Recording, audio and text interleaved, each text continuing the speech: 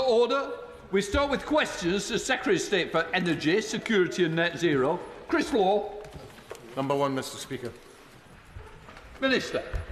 With your permission, Mr. Speaker, I will answer questions 1 and 18 together. Look, the last government's record on fuel poverty was absolutely woeful, and we are having to inherit a trajectory that is incredibly challenging. We're doing everything that we can to shift this by creating homes for families in fuel poverty, by driving up standards in the rental sector so that we're lifting 1 million people out of fuel poverty, and by supporting over 3 million households with our warm homes discount, all whilst running with our mission for clean power by 2020. Chris Law.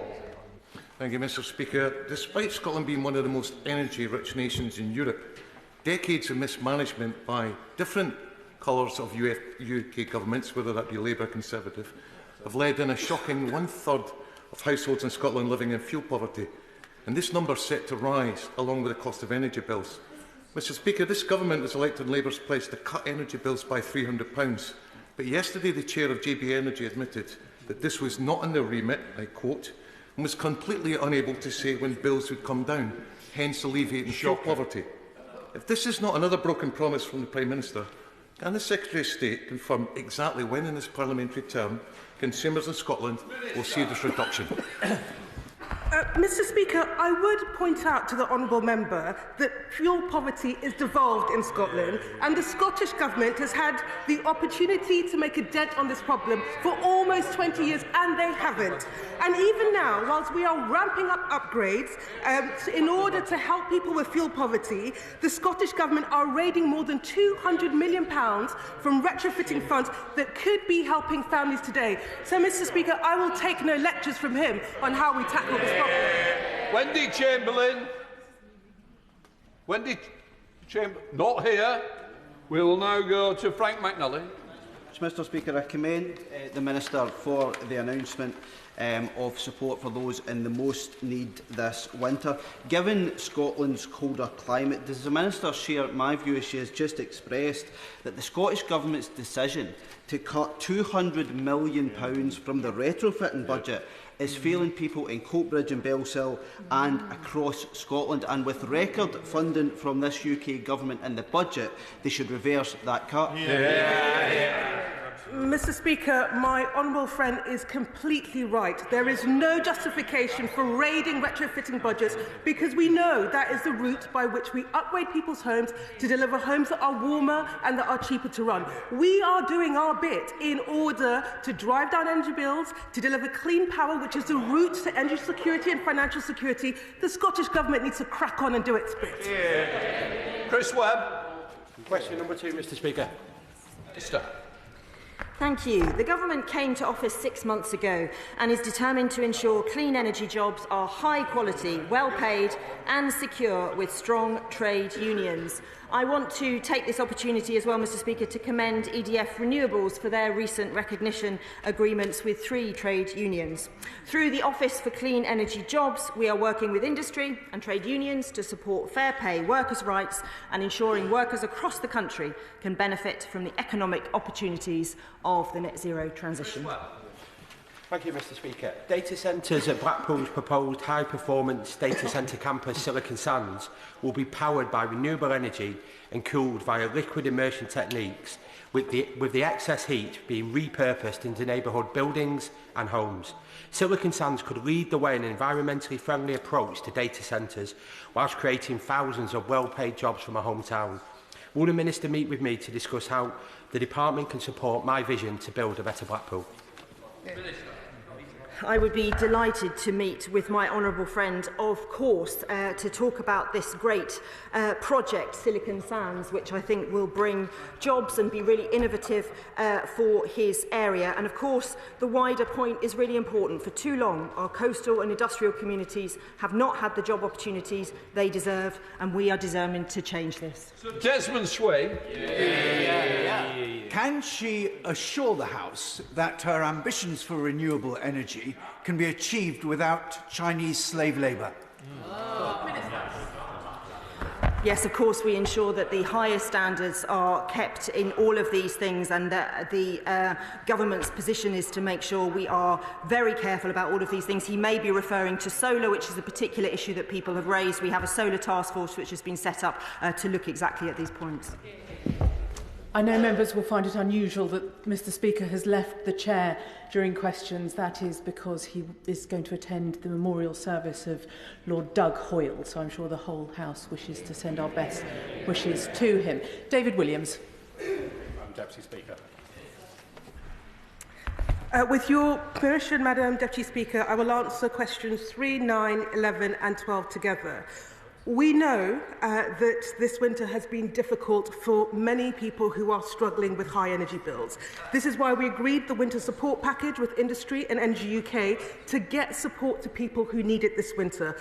£500 million is being provided through industry, and when combined with the support that we're providing through the Warm Homes discount, that means a total of £1 billion is being provided to support families that we know need help this winter. David Williams. Thank you, Madam Deputy Speaker. As well as residents, businesses in the ceramic sector also struggle with high energy bills and face other pressures. Sadly, only yesterday, more than 80 workers in my constituency lost their jobs when Royal Stafford, a historic ceramics manufacturer for nearly 200 years, went into liquidation in a devastating blow for workers and their families. Would the Secretary of State meet with me, GMB officials and Ceramics UK as a matter of urgency to outline how the government will support the ceramic sector, protect jobs and tackle the serious difficulties energy-intensive industries face to decarbonise? My honourable friend is right to point out that we need to reduce energy bills for businesses, including the energy-intensive industries. I was sorry to hear about the job losses in his constituency, and one of the ministerial team would be very happy to meet with him. But I must say that this is absolutely why we are running at our Clean Power mission, because we see that the route in which we drive down bills is to break our dependence with global fossil fuel markets that we have no control over, to take us off this roller coaster of price rises and price hikes that is so damaging to businesses. And whilst we do that, we are working with Ofgem and industry to make sure that businesses aren't being locked into expensive contracts and to make sure they have much stronger redress when things go wrong. Michael Wheeler. Thank you, Madam Deputy Speaker, and I'd like to thank the Minister for all of her work in this area.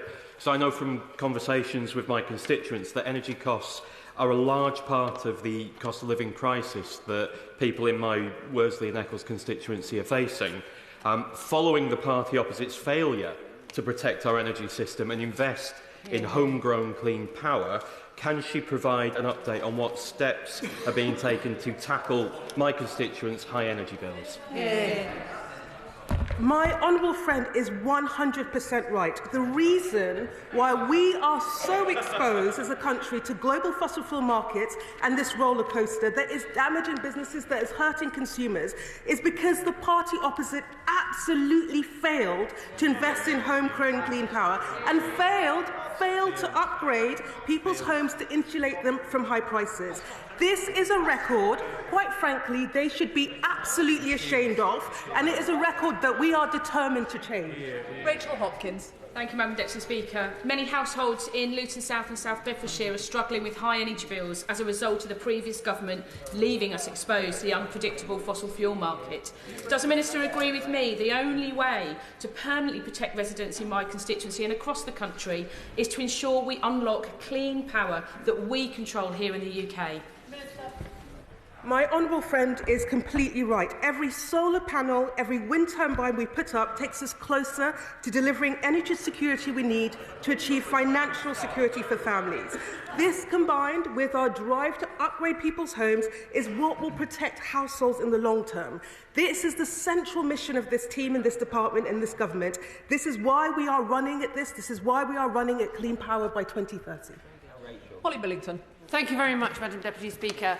In anticipation of the energy market reform that, of course, the previous government completely neglected to do, I'm looking forward to hearing confirmation from my colleagues on the front bench that we may be able to anticipate a way of insulating people in the long term for that transition to decarbonising heat, for example, with perhaps a social tariff. Would my right honourable friend be able to give us some confirmation that in future we may be able to have a social tariff that protects the very vulnerable, most vulnerable, from the excesses of energy prices? Look, I agree with my honourable friend that we urgently need to tackle this challenge of affordability. Energy is not a luxury good. It is absolutely foundational for people, and for too many people, this essential good is not affordable. Now, a social tariff is one mechanism for responding to this, and there are different ways in which you can implement it. We are looking at all the options in order to ensure that families can get this essential good at more affordable prices. Dr. Andrew Murison. People living in rural locations disproportionately live in housing stock that is older and colder and doesn't have gas. In her discussions with energy suppliers, will she please not forget to talk to the suppliers of LPG and oil, since, particularly with the withdrawal of the winter fuel payment, many of our constituents are suffering a great deal. We are very, very alive to the issues in rural communities, and we are working to make sure that there are solutions for all types of homes. I would say that our boiler upgrade schemes for heat pumps, we had record applications. A large number of them were in rural households. But what we're very clear is, as we roll out our plan, there will be a solution for every single household so that everyone can benefit from homes that are warmer and that are cheaper to run. Callum Miller. Thank you, Madam Deputy Speaker. This winter, many of my constituents in Bicester and Woodstock are concerned about energy outages. Last Thursday, the Cooper School and Glory Farm School had to close for the entire day when they lost all electricity supply. Will the Minister meet with me to discuss how we can ensure the grid has the capacity to avoid these outages, which are so damaging to homes, businesses and critical public services? Thank you to the honourable member. Yes, we will meet with him. We are working to make sure that outages are not the norm. This is obviously linked to weather issues that we're having to respond to, but the team has been working to make sure that households are not put in a difficult situation, and when they are, that we're responding as quickly as possible. Dave Dugan. Thank you, Madam Deputy Speaker. What would help bill payers is the £300 cut to energy bills, which that party opposite promised in their manifesto, but instead they've gone up £149 in October, they've gone up £21 in January, and they're going up £99 again in April. Can the Minister explain where the source of this departmental ineptitude lies? And would she like to apologise to the people of these islands for writing cheques that her party cannot cash? What I would say to the honourable member is that that he is exactly explaining why we need to wean ourselves off fossil fuel markets. This is why it is absolutely critical that we deliver clean power by 2030. That is the central mission of this team. That is why we're running at it. And what I would say is that the Scottish Government does have the levers to protect households and fuel poverty. And before the honourable member wants to criticise us, he should get their house in order and get on with the job. Sir Ashley Fox. Thank you, Madam Deputy Speaker. Prior to the election, the Secretary of State promised to cut my constituents' energy bills by £300. Would the Minister repeat that promise at the dispatch box? We have a manifesto commitment to reduce energy bills by £300. We are doing everything that we can. We have a legacy of record high energy bills. We are running at clean power because we think that is the route to deliver energy costs that are lower. We are upgrading people's homes because we know that is the route to deliver homes that are warmer and cleaner to run. We are doing everything that we can. The party opposite, quite frankly, oversaw an absolute crisis for households. So before the party opposite starts lecturing us on what they should do, they should be hanging their heads in shame. Patrick Hurley. Madam Deputy Speaker. Madam Deputy Speaker, the National Wealth Fund is an essential part of our clean energy and growth missions. Recent investments include £20 million investment to XLCC, a subsea cable manufacturer, to develop a new facility in Scotland, creating 900 jobs, £28 million investment into Cornish Metals to finance lithium production, supporting more than 300 local jobs, and £1 billion working with Barclays and Lloyds to upgrade social housing, giving people warmer homes and lower bills. Patrick Hurley. Thank you, Madam Deputy Speaker. Can I thank the Secretary of State for his answer? In the Liverpool Bay area, just off the coast of my Southport constituency, we already have a number of wind farms, including the Burbo Bank scheme. Can he outline to the House, please, what more his department is doing to ensure that as we put up these wind farms, jobs are created in constituencies like mine? I think the honourable member asked a really important question, Madam Deputy Speaker, which people right across this House will agree with. The situation we inherited from the last government was that Germany has almost twice as many renewable jobs per capita as Britain, Sweden almost 3 times as many, Denmark almost 4 times as many.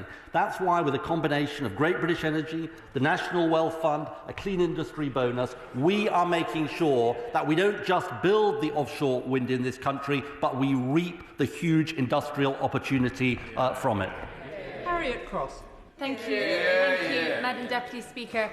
Will the Secretary of State confirm that the Court of Session's judgment on Rosebank and Jackdaw was to do with their consent, not their licences? And so when he comes to considering his decision on those consents, it will be on the basis that these are existing, not new licences? Look, this is an individual planning case, and I'm going to be careful what I say. What I would say to the honourable lady is that the last government made an unlawful decision. According to the court, we are going to follow due process. Louise Haig. Madam Deputy Speaker, GB Nuclear is about to make 2 decisions on small modular reactors, and I know my right honourable friend will agree that those SMRs and their supply chains should be built here in the UK. Whilst we have the capability, we don't necessarily have the capacity in Sheffield. So will he work with me, my colleagues and businesses in Sheffield to look at proposals on a nuclear manufacturing centre of excellence? Well, can I welcome that question from my honourable friend, who is a fantastic champion on these issues. And I think she makes such an important point. We'll look at the proposal that she talks about in detail, but she makes such an important point, which I'd make to all members of this House, Madam Deputy Speaker. You know, there'll be people who have different views on this, but clean energy is the economic opportunity of the 21st century. Whether it is small modular reactors, or offshore wind, or hydrogen, or carbon capture. And in our first 6 months, this government has shown what it means to deliver at pace on the investments this country needs. Alex Easton. Deputy Speaker, has the Secretary of State engaged in any discussions with respect to Northern Ireland industries regarding the strategic use of the Sovereign Wealth Fund? Well, the honourable gentleman makes an important point, and it's something that we discussed. I discussed in detail in advance of the preparation of the GB Energy Bill, and it's also relevant to the National Wealth Fund, which is that we want these institutions to serve all countries of our United Kingdom, and I would encourage him and industries in his constituency to make applications to the National Wealth Fund, because they are there to support people and industries across the UK. Nick Timothy. Thank you, Madam Deputy Speaker. The government policy to decarbonise the grid by 2030 rests on the NESO assumption of a £147 per tonne carbon price. As manufacturers are lining up to tell the Energy Secretary this would destroy British industry. So will he guarantee today that for the remainder of this Parliament we will have a lower carbon price than Europe? Madam Deputy Speaker, let me just tell him on the NESO assumption. This was an assumption that they made. It does not reflect our assumptions, which are significantly lower than this.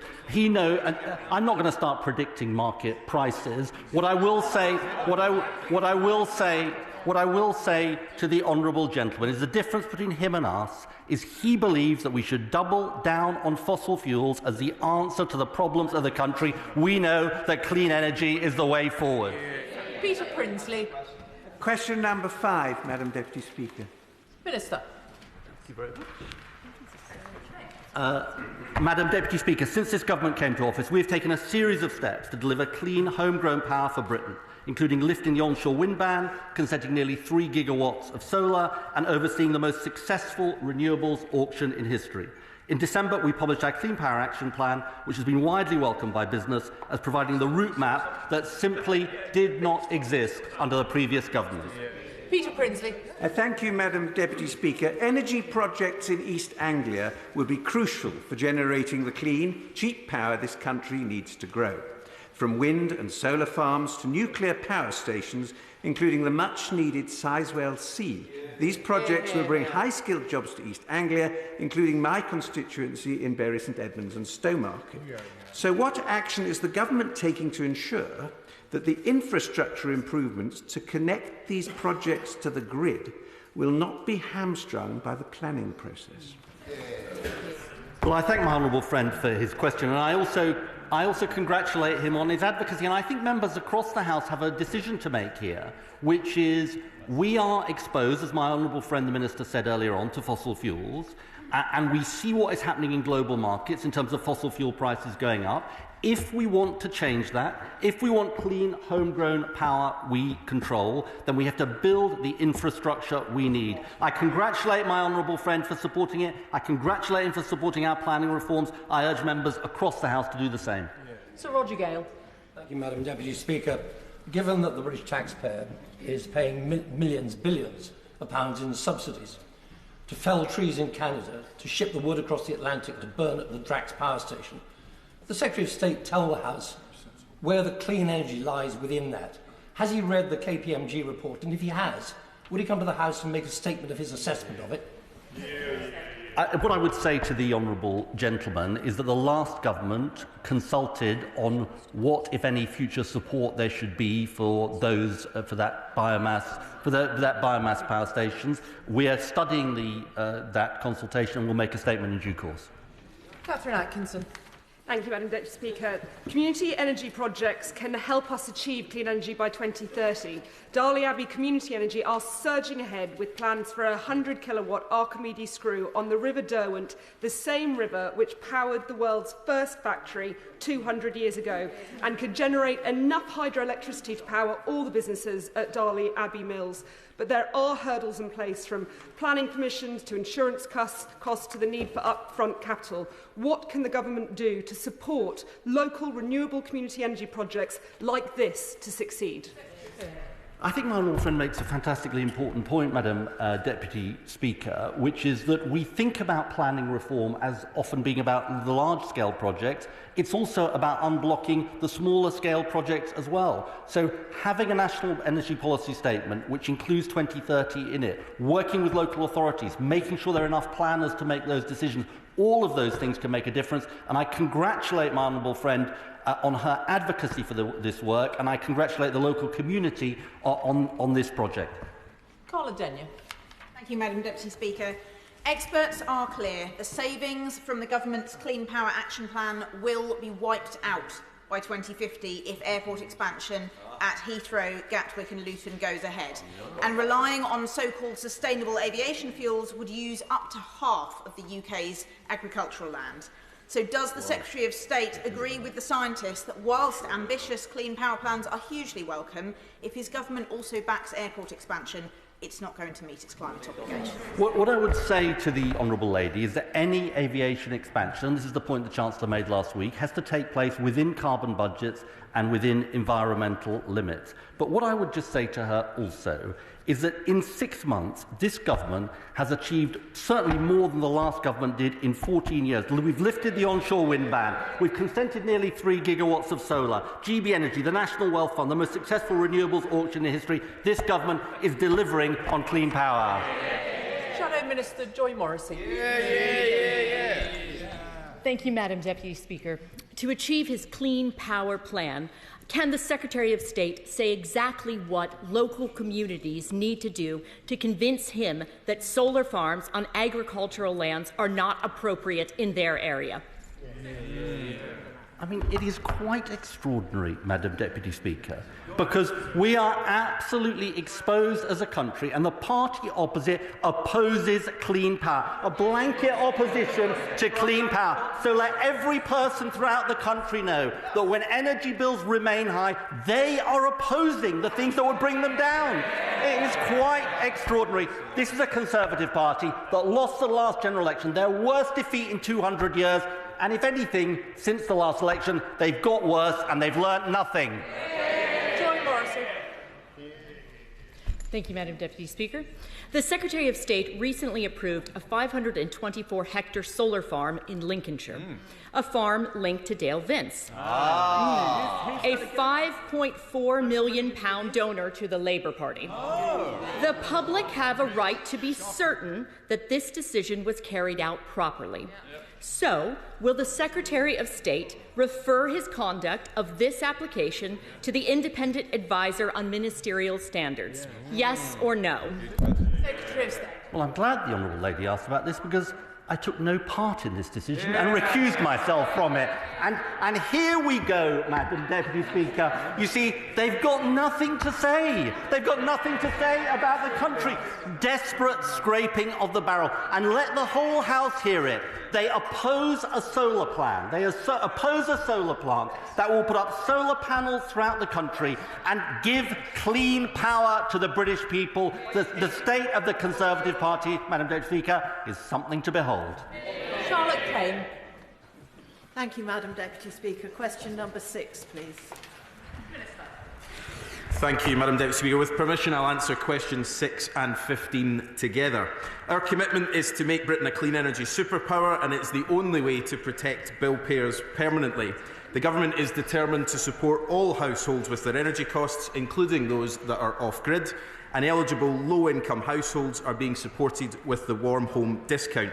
I urge households off the gas grid with an electricity supplier to contact their supplier to see what support they can receive. I thank the Minister for that answer. Many of my constituents, as well as being off-grid, have homes that are built of non-standard building materials, clunch, wattle and daub, and often those homes are also listed. What support will the Minister provide my constituents looking to retrofit their homes to move away from oil and improve insulation? Well, the Honourable Lady is absolutely right, of course, that particularly in rural areas often there are different house types that are much more difficult to heat, and a lack of insulation and building materials from a much older time period make that much more difficult. The work that my honourable friend, the Minister for Consumers, is doing is about making sure that our Warm Homes plan can reach all communities and all types of households, and I'd encourage her to feed in any particular ideas she has on how we can do that for those rural and off-grid households. Jamie Stone. Thank you, Madam Deputy Speaker. Altahara, in my constituency, is every winter the coldest place in the UK. And I can think of lots of pensioners who are faced with the invidious decision whether to switch off and shiver or to run into debt. Now, by way of being helpful, it occurs to me that the Department of Work and Pensions may well have a database as to who these people are. So could I ask His Majesty's Government to get your department to work together with the DWP, see if we can identify these people and give them a helping hand? Well, can I thank the honourable gentleman for that very helpful point, and he's absolutely right that where we can coordinate information and data across government to identify those people who need more support, we will absolutely do so. The department is currently working with the Department for Work and Pensions to try and release as much of that information as possible, and we hope that we'll be able to make progress in soon course. John Slinger. Thank you, Madam Deputy Speaker. Does the Minister agree with me that new oil and gas developments will not give us energy security? As the fossil fuels produced will be sold internationally, they won't lower bills, and they undermine our climate commitments. Well, the honourable gentleman is right, of course, to say that even if oil and gas is extracted from the continental shelf, it is sold in the international markets, and of course the companies that extract the oil and gas are in the business of trying to make as much of a profit as possible, and they will sell to the highest bidder. So it doesn't protect the prices for consumers right across this country. We were clear in our manifesto that we won't issue new licences for new exploration in fields. We'll continue to support those licences that have already been issued. But our future doesn't lie in more oil and gas. Our future lies in clean power, and that's why we're moving at pace to deliver it. Hannah Dixon. Question 7, Madam Deputy Speaker. With your permission, Madam Deputy Speaker, I'll answer question 7, question 10 and question 16 together. The Warm Homes Plan will upgrade up to 5 million homes with low-carbon solutions like heat pumps, solar insulation to deliver homes that are warmer and cheaper to run. We have already kick-started delivery with up to 300,000 homes being upgraded this year alone, and we will set out our plans on how we will ramp this up in the spring. Hannah Dixon. Thank you, Madam Deputy Speaker. In 2023, it emerged that a number of substandard retrofitting works were carried out as part of government schemes, and in some cases, properties were left with structural damage. When households sought to seek redress, they found many of the companies which were authorised contractors had folded and have been left to pick up the bill. Will the Minister assure me and my constituents in Shipley that under the Warm Homes Plan, sufficient safeguards will be put in place to protect households from rogue companies? My honourable friend raises a very important point.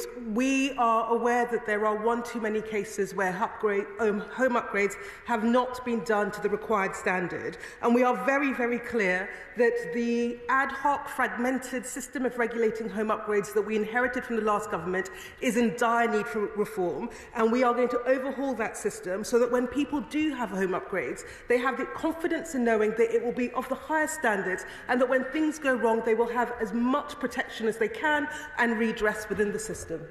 Deirdre Costigan. Thank you, Madam Deputy Speaker. The previous government were content to sit back and allow developers to build homes that have locked people into years of expensive and dirty gas heating. How will the Minister ensure that the 1.5 million new homes this government will deliver won't keep people dependent on outdated and costly gas heating systems?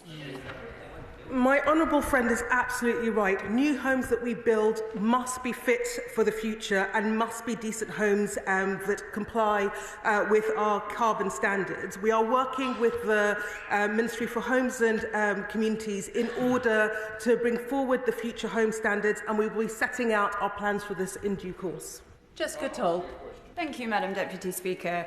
I've been shocked by the number of mouldy and damp homes that I visited in my constituency. No one should be forced to live in these conditions. We have some of the leakiest homes in Europe as a result of the last government's failure to deal with this problem. So can the Minister tell me how our Warm Homes Plan will improve housing conditions and bring down bills for my constituents in Bournemouth West? Thank you to my honourable friend for that question. Look, cold, damp homes that are hard to heat is the reality for too many households in this country. That's the legacy of the party opposite, and is a legacy that we are absolutely determined to turn around. We are committed to upgrading homes in the rental sectors with our minimum energy efficiency standards so that we can make cold, drafty homes a thing of the past, and we will be ramping up our Warm Homes Plan so that her constituents and constituents across the country will benefit from homes that are warmer and bills that are lower. Sir Julian Lewis. Thank you, Madam Deputy Speaker. Will the Minister acknowledge the amazing contributions of groups like New Forest Friends of the Earth, which this very morning have been lobbying their MPs in Parliament Square on warm homes initiatives, and they will be coming to the government with some possibly costly proposals, but I hope that the government, despite their economic legacy which they allegedly inherited, will give them a sympathetic hearing. Thank you to the honourable member for also reminding us about our economic inheritance. We are reaching out to organisations and stakeholders, industry, charities, third sector organisations across the country in order to feed into our Warm Homes Plan. So very keen to hear ideas. We are very conscious that we have an ambitious programme. There is a big scaling up of home upgrades that we need to do across the country, and we are definitely in the market for hearing and reaching out to organisations that can come up with ideas. Sammy Wilson. Madam Deputy Speaker, is it not a fact that regardless of how much money is put into Warm Home Scheme or social tariffs or whatever, that consumers can never be insulated against the massive cost of this mad net zero policy, which is going to require thousands of new turbines, acres of solar farms, miles of new transmission lines, all the cost to the consumer? How on earth does the Minister believe that we're going to deal with the issue of fuel poverty in this country with that policy? What I would say to the honourable gentleman is that at the moment families are not insulated from fossil fuel markets. We have seen one of the worst energy crises that has had a huge impact on the cost of living. The status quo is not tenable. We already have record high energy prices, and the only way that we are going to bear down on that is by clean power. The alternative is to do nothing. But we've seen the impacts of doing nothing over the last 14 years, and consumers and constituents across the country are the ones that have been impacted. So we will absolutely drive forward with clean power by 2030, because that is our route to delivering an energy system that delivers energy security, that can deliver financial security. Jim Shannon. Thank you, Madam Deputy Speaker. In a statement in the past, the Minister came to the House and gave us some encouragement, I believe, in relation to the Warm Home Scheme, and particularly how that's been discussed with the Regions and Northern Ireland Assembly in particular. Has the Minister had, since that statement that she made in the Chamber, had the opportunity to speak to the relevant Minister in Detty in Northern Ireland to ensure that we can all gain from this Warm Home Scheme, which the Minister is very clearly putting forward in a positive fashion? Thank you to the gentleman. We are speaking to all the devolved administrations. We're constantly engaging them. We have an interministerial group, and on this specific issue of home upgrades and how we drive up the standards, we are working with administrations, the Scottish, the Welsh and the Northern Irish administration as well. Andrew George. Question 8, Madam Deputy Speaker. Minister.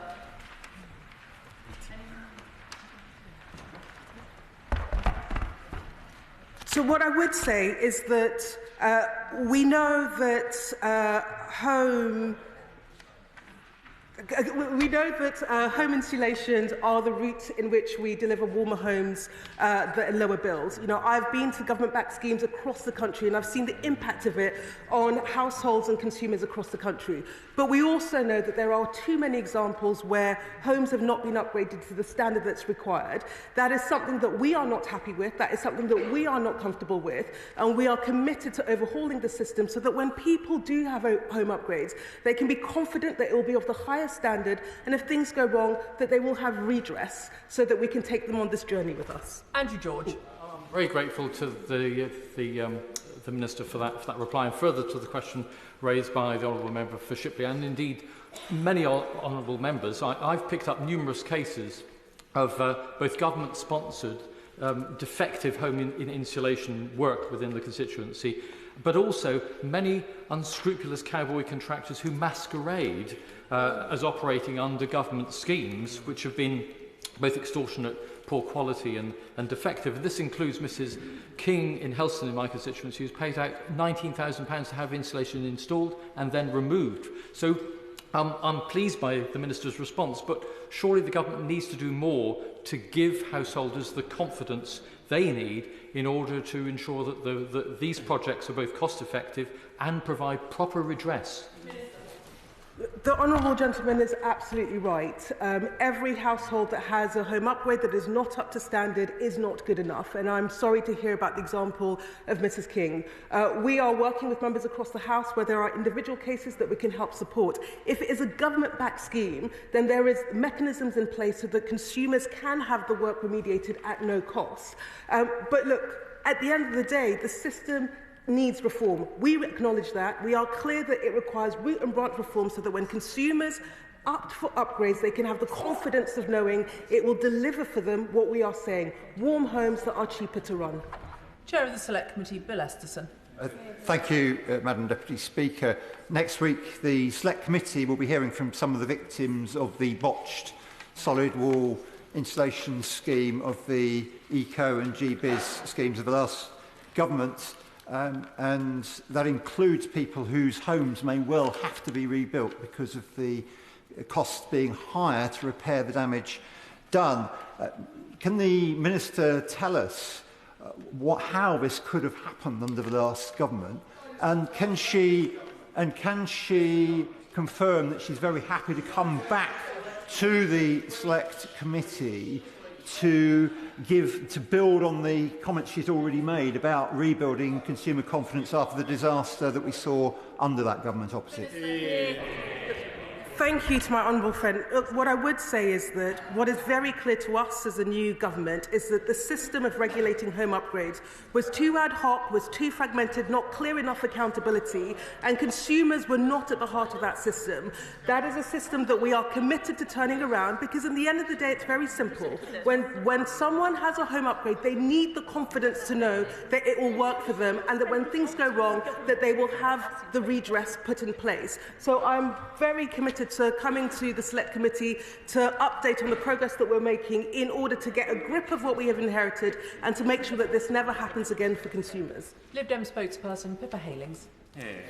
Thank you, Madam Deputy Speaker. As we've been hearing, shamefully, Dickensian conditions of cold, damp, mouldy homes are on the increase. In my constituency of South Cambridgeshire, over 4,000 homes are having to make this difficult decision between eating and heating because of the dither and delay of the former Conservative government on insulation. However, even now, there are local authorities and families who are in limbo, anxiously awaiting confirmation of the 2025-2026 funding for Eco4 and Great British Insulation Scheme, the ministerial statement. Will the Minister act with the urgency that's needed to bring those schemes and the Warm Homes Plan forward to tackle fuel poverty?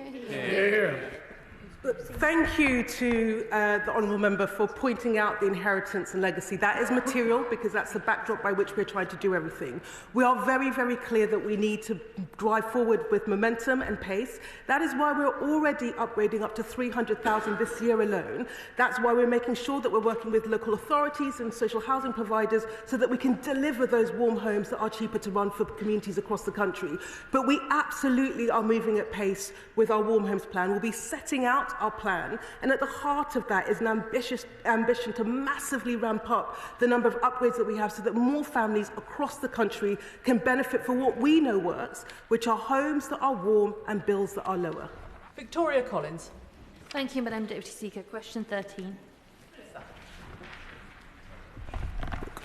We know, Madam Deputy Speaker, that people are frustrated with standing charges, and we are committed as a government to reducing them. As an initial step, Ofgem, the regulator, are consulting on giving people the option of opting for no standing charge tariffs within the price cap, and we will continue to work with the regulator to make sure that we do lower standing charges in the fairest way possible. Victoria Collins. Thank you. Leslie from Tring is one of my constituents who just missed out on the winter fuel allowance and said that she will be spending most of winter in bed because she's struggling with those energy costs.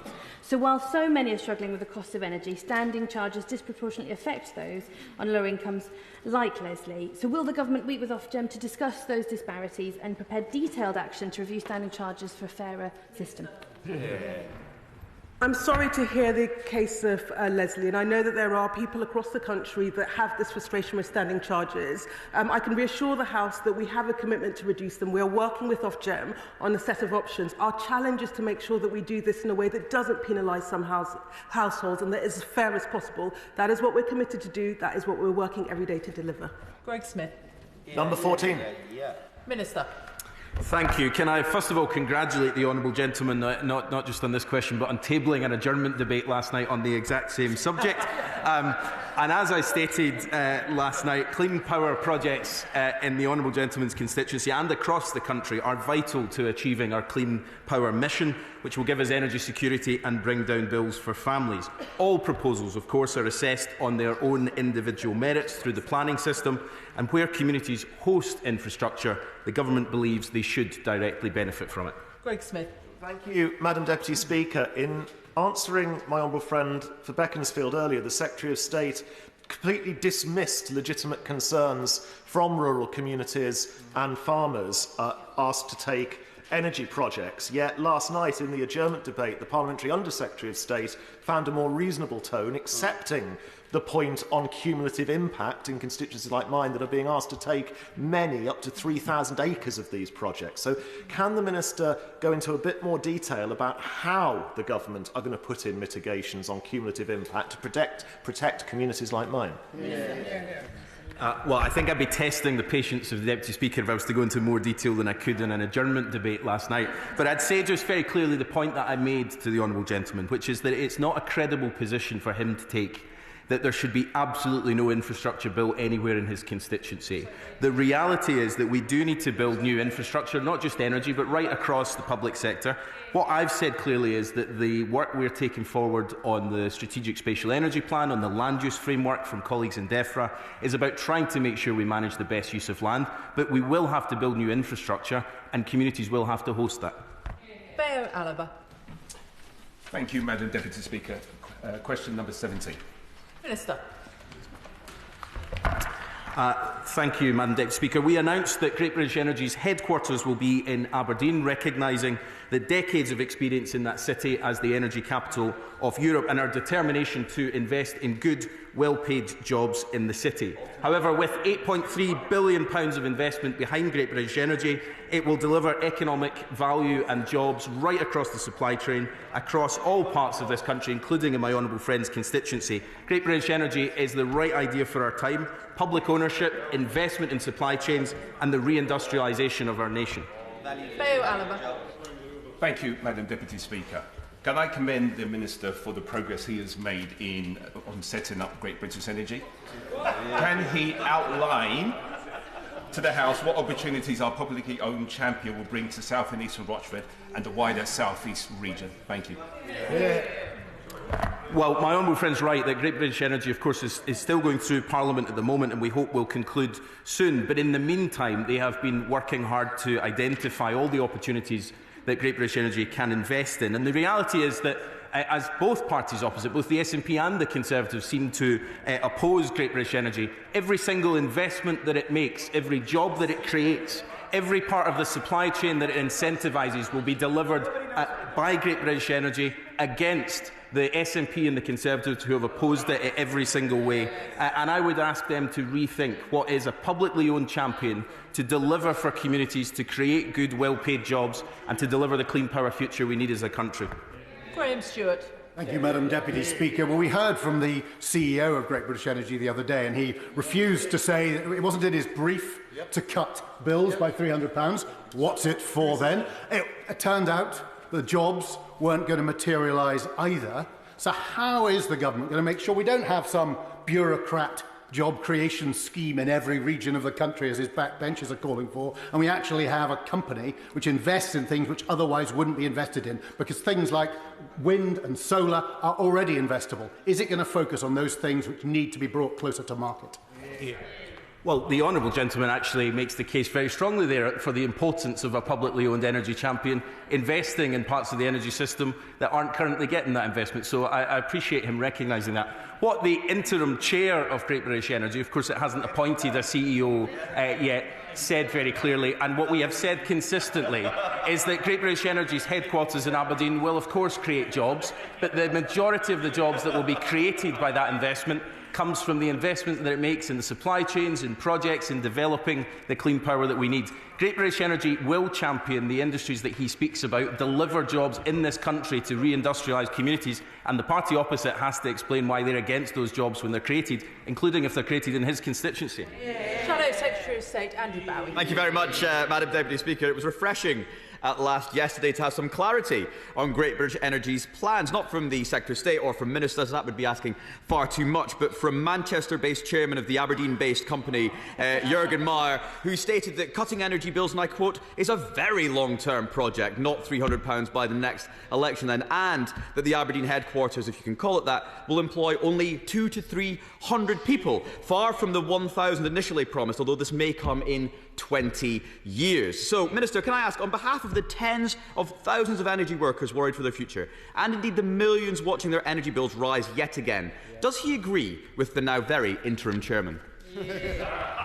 Well, I have to say to the Shadow Minister, he must be the only Member of Parliament representing Aberdeenshire who is against investment in Aberdeenshire. And he will have to explain to his constituents, to businesses right across his community, why he stands up and opposes investment in his constituency. And of course, in doing so, he misunderstands the role that Great British Energy will play. The key point of it is that it will invest £8.3 billion in the lifetime of this Parliament in clean power projects right across the country, helping to unlock private sector investment and create supply chains in this country. And all of those jobs that will be created in Aberdeen the honourable gentleman has now turned his face against. That's a question he'll have to answer to his constituents. Secretary of State.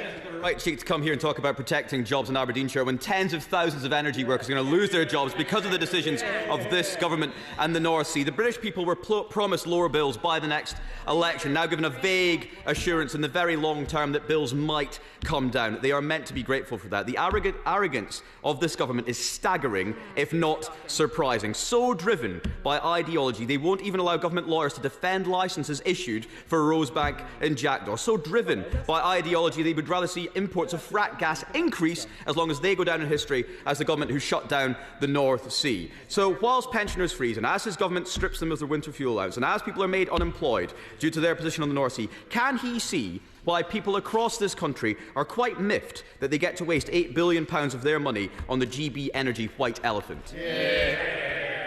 Well, first of all, let's be absolutely clear that Great British Energy will invest in those clean power projects right across the country, including in his constituency. But he has an absolute cheek to come here and talk about jobs in oil and gas, when more than 70,000 jobs in the past decade, when he was in the Energy Department, for at least a chunk of it, were lost in North Sea industries. The truth is, there is a transition underway in the North Sea. The party opposite were quite happy to bury their head in the sand and pretend that it wasn't happening as thousands of people lost their jobs. This government is determined to build what comes next. He stands opposed to that, and he'll have to explain to his constituents and to the people of Scotland why he doesn't support that investment. Which brings us to topicals. Questions and answers will have to be very brief. John Lamont.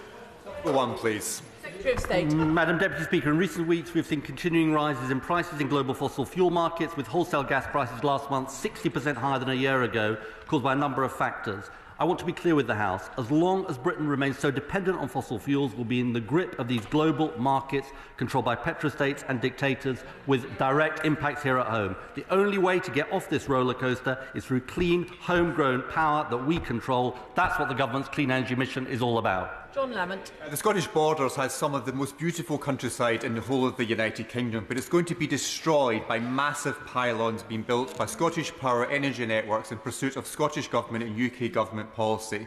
Does the Minister think it's right to charge ahead with these plans, which are firmly opposed by local communities? I say to the honourable gentleman, and I've said it throughout this question period, local communities should have a say, but we've got a decision to make as a country. Do we build the clean energy infrastructure to protect us from volatile fossil fuel markets, or do businesses, families and the public finances, £94 billion that was spent during the energy bills crisis, or do we remain exposed? I know what I choose. We protect ourselves. Oliver Ryan. Thank you, Madam Deputy Speaker. Green energy is the economic opportunity of the 21st century, and in an ever more unstable world, homegrown renewables are critical to our security and self-sufficiency. What will he do to make sure that Burnley, Paddington, Briarfield and places like us benefit from new green job growth?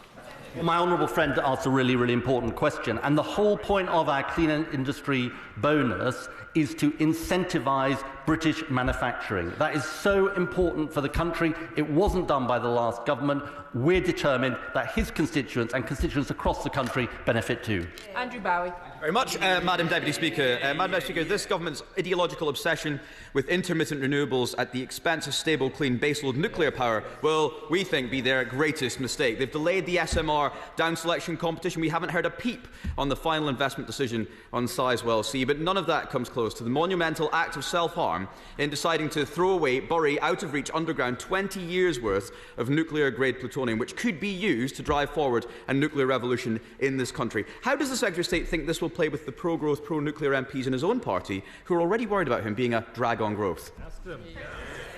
Can I first take this opportunity, Madam Deputy Speaker, and we're short of time, to congratulate the Permanent Shadow Energy Secretary, the member for East Surrey, on the birth of her baby boy, and I'm sure the whole House will want to join in congratulating. And can I congratulate the honourable gentleman on his temporary elevation?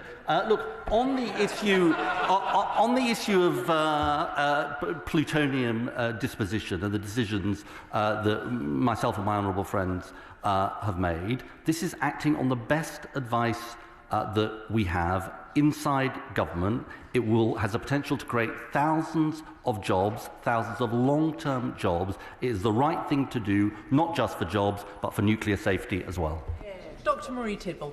Thank you, Madam Deputy Speaker. Stockbridge Speciality Steels in my constituency has world-leading specialist capability to produce high-grade steel parts currently used in aerospace. I'm proud of this government's steel strategy, that it will ensure we buy British for new infrastructure, and that Great British Energy provides an ambitious opportunity to bring down bills and ensure energy security. Will the Secretary of State meet with me to discuss the potential for using specialist steel capacity at Liberty Steel in Stockbridge for new net zero energy infrastructure? South Yorkshire has a proud history of steel making, and I saw it for myself last week when I was there at Sheffield Forge Masters, and we saw a huge reduction in steel production in this country on the last government's watch, and we want to turn that around, which is why we are delivering a steel strategy. And of course, as ever, I'm delighted to meet with the Honourable Lady to talk about how we can make this work. Pippa Halings.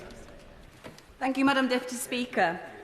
Whilst we eagerly await progress with bringing community energy onto the front face of the GB Energy Bill when it comes back to this House, will the Minister reassure community groups around the country that they will enlarge and expand the Community Energy Fund of £10 million that is so successful it's currently oversubscribed? I know the Honourable Lady has had long discussions with my honourable friend on these issues, and look, absolutely, we are determined that as part of Great British Energy, community energy is massively expanded. That was our manifesto commitment. That is what we will deliver on. And I think it is partly an answer to honourable ladies and gentlemen around the chamber who've asked, well, how can my community benefit? Community energy is an essential part of it. Ruth Jones. Deputy Speaker, in my constituency of Newport West and Isloin, we have ever-expanding semiconductor facilities and data centres. Now, the primary mission of this government is growth, but this growth could be stifled without sufficient grid capacity alongside these exciting innovations. So what's the Minister doing to ensure that South Wales has sufficient grid capacity to support these advances and facilitate this much-needed growth? Well, my honourable friend makes an incredibly important point, because although we clearly are on the sprint to deliver clean power by 2030, we know by 2050 the demand for electricity is likely to double in this country. And so the reforms we're doing at the moment around the connections to the grid to make sure there is space for demand projects like data centres to connect is really important, but also building the grid for the future so that we have the capacity on our network to deliver on our growth aspirations. Bradley Thomas. Thank you, Madam Deputy Speaker. Can the Minister assure the House that as the Government pushes to decarbonise the electricity grid, the vast majority of new electricity generation and transmission infrastructure will be built within the UK and not imported from foreign countries, including China? We are absolutely determined, Madam Deputy Speaker, as I said earlier on, to make sure that we build the manufacturing base in this country. And I mentioned earlier the investment in XLCC. That is a crucial part of building these supply chains. I've got to say, these supply chains have been eroded over really a decade or two, and we've got to build them up. We're determined to do so. Peter Prinsley. Thank you, Madam Deputy Speaker. Looking around the car park in Parliament, I notice we only have 2 charging ports, both occupied.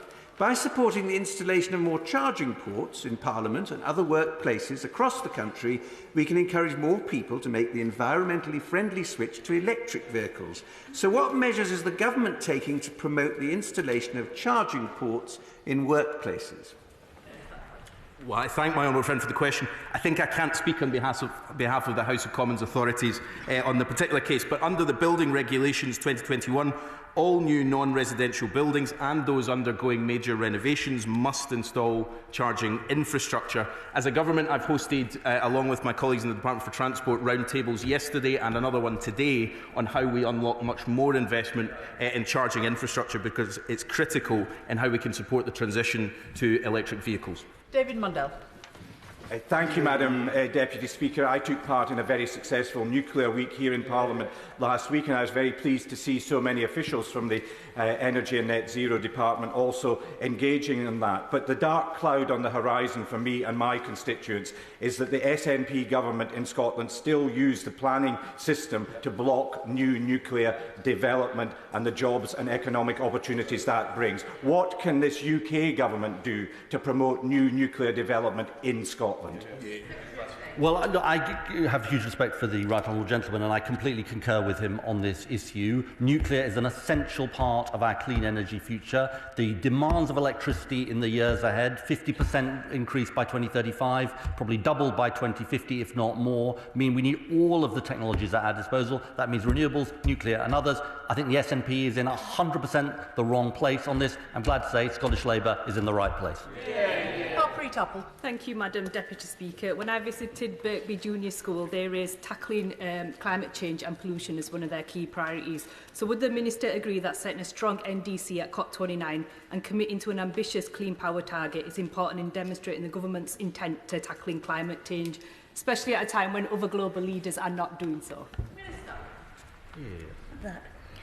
Last week, the UK formally submitted its NDC to the UNFCCC, and as my honourable friend said, this is a world-leading, ambitious target that we hope will demonstrate ambition to other countries. As part of that NDC, we also have a youth clause for the first time, and I'm very keen to talk to members across the House about how we can better engage with their schools and their communities and with young people to bring them aboard with us as we seek to achieve our climate ambitions. Tim Farron. Thank you, Madam Deputy Speaker. Would the Minister agree to meet with the wonderful Cumbria Action for Sustainability and myself to address some of the imperfections in the government's home insulation programme, which doesn't support properly those older rural community properties that are single-skinned, they're not so easy to insulate and therefore not so easy to heated cheaply? Thank you for the honourable gentleman. Very happy to meet. We know that we have a job to do to make sure that all installations are up to the standards and that we have the right measures for every type of household. So very keen to engage with him and to engage with members across the House. Alistair Strathern. Thank you, Madam Deputy Speaker. The UK has a fantastic £26 billion clean tech sector, leading the way in innovation in carbon reduction, everything from clean power to sustainable agriculture. But all too often, red tape and bureaucracy is locking in dependence on fossil fuels and foreign oil and gas. How can we work across government to make sure we're cutting back on this unnecessary red tape and ensuring our schemes align with supporting the leading tech and innovation our own best of British producers are bringing forward?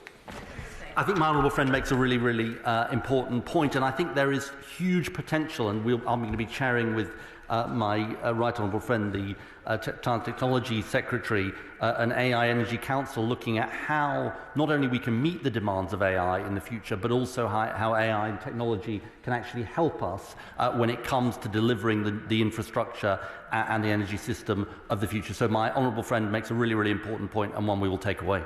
Vicky Slade. Thank you, Madam Deputy Speaker. In the village of Shapwick, in my constituency of Mid Dorset, North Pool, 20% of the properties have been lying empty because their owners, Astor Housing Association or National Trust, cannot afford to bring them up to standard. National Trust homes are typically solid wall, thatched, not on mains gas and listed. What plans are there to support the owners of such properties to achieve energy efficiency so we can get them occupied? Look, let's be frank, Madam Deputy Speaker, this is the big prize that has eluded past governments for a very long time, which is a proper plan to upgrade all types of buildings, not just residential properties. It's something that my honourable friend and I are working on closely with colleagues across government. It is part of, if you like, a bigger version of the Warm Homes Plan, which is also about buildings. We'll definitely take away the experience that the honourable lady raised. Kirstine Sullivan. Thank you, Madam Deputy Speaker.